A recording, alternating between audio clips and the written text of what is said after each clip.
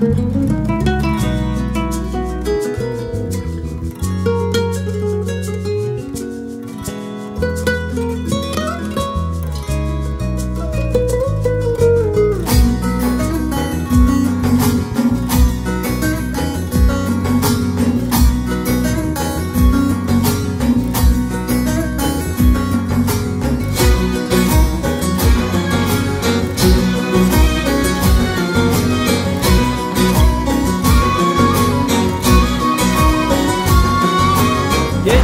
Halim yetiş, yetiş imdada.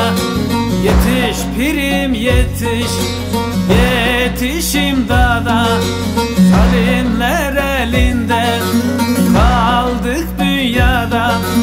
Yaşayamaz olduk biz bir arada, biz bir arada. Barış gelsin fırsat verme zalıma. Barış gelsin fırsat verme zalıma.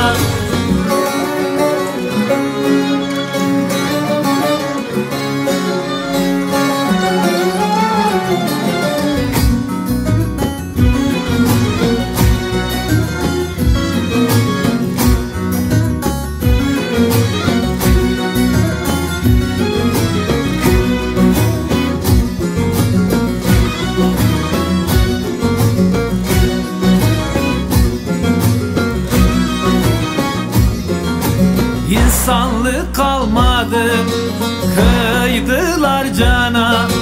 İnsanlık kalmadı, kıydılar cana. Sahte hacı hoca doldu her yana. Ali'nin yolunda semah dönene, semah dönene. Pir yolunda canlar geldi meydana.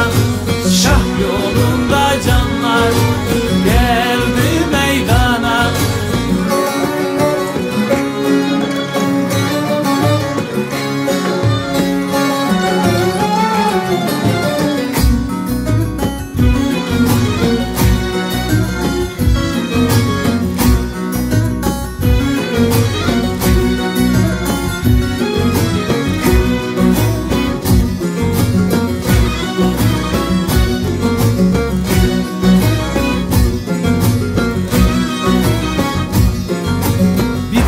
Dargınlıklar olmasın kinler.